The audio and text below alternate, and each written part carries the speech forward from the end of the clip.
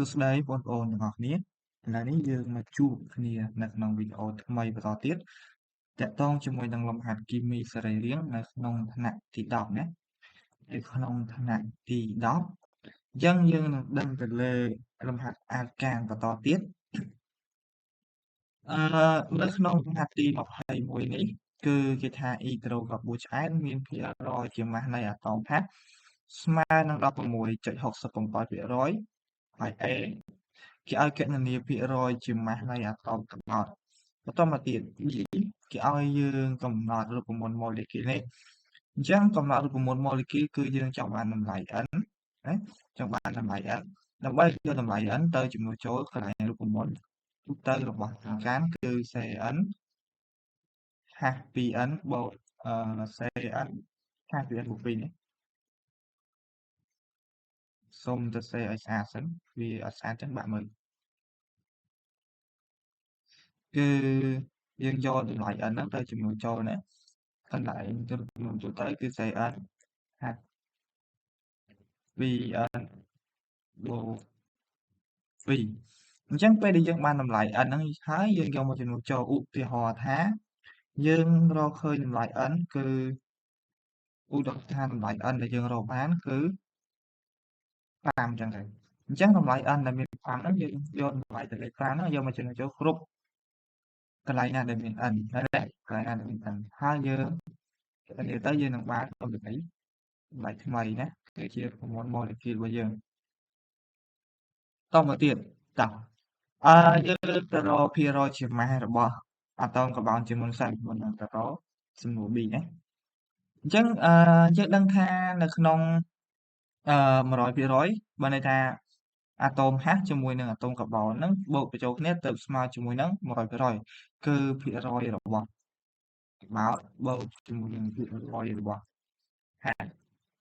ស្មើជាមួយនឹង100%ណាបន្តមកទៀតអញ្ចឹងនៅក្នុងបម្រាប់របស់យើងគឺ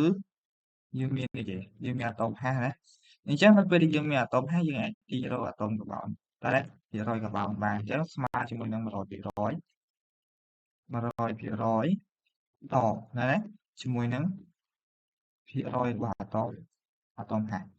អូខេតោះយើងទៅមើលទាំងអស់គ្នា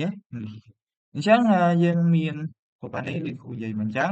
បន្ទាប់មកយើងបោះរកអាតូមកាបូនទៅ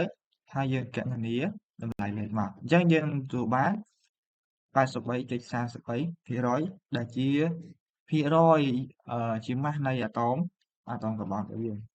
អញ្ចឹងយើងទៅមើលសំណួរ B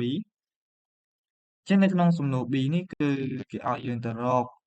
ឬក៏កំណត់រូបមន្តម៉ូលេគុលណាអញ្ចឹង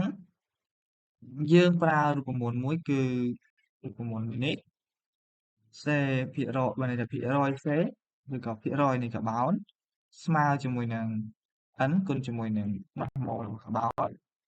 ហើយខ្ញុំចែកជាមួយនឹងម៉ាស់ម៉ូលរបស់អាកាសបើន័យថា E ទៅកម្ពុជាអាចមួយយើងហ្នឹងគុណជាមួយនឹង100%តោះមកទៀតអញ្ចឹងនៅកន្លែងនេះយើងដឹងថាភាគរយរបស់កាបូនរបស់យើងគឺយើងឃើញថាសេប៉ុណ្នេះណាតែវាមិនប៉ុណ្ណឹងទេគឺមិន75ទេគឺ83.3ណាកែឡើងហ្នឹងផងនេះគូសេអូខេអញ្ចឹងហើយភាគរយរបស់យើងមានប៉ុណ្ណឹងហើយម៉ាស់ម៉ូលរបស់អាកានរបស់យើងគឺប៉ុណ្នេះបន្តមកទៀតយើងដឹងថាម៉ូលរបស់កាបូនគឺប៉ុណ្នេះ12ដឺម៉ក្នុង1ម៉ូលហើយយើងចាប់ដើមអាមួយជាលេខមកបានប៉ុណ្នេះណាហើយយើងបោះដល់នេះយើងបោះមកយើងបានប៉ុណ្នេះបន្តមកទៀតយើងអនុវត្តមកគឺកណនាណាការកណនានេះពួកយើងច្បាស់ជាចេះអស់ហើយអញ្ចឹងគ្រូត្រួសកន្លែងហ្នឹងបន្ថែមទេយើងអាចពេលរៀនហ្នឹងប្រើការ show ហ្នឹងប្រើព្យាយាមគិតខ្លួនឯងបានច្រើនណាឲ្យយល់ពីវាអូខេអញ្ចឹងយើងគោលបំណងរបស់យើងគឺចង់បាន n យើងទៅរបស់រក n មកអញ្ចឹង n របស់យើងគឺស្មើជាមួយនឹង5អញ្ចឹងយើងចំណុចចូលទៅគឺយើងបាន C5 ហាស់12ណាអូខេតោះអញ្ចឹងវីដេអូរបស់យើងគឺចប់ប៉ុណ្ណឹងយើងជួបគ្នានៅវីដេអូក្រោយទៀតបាយបាយ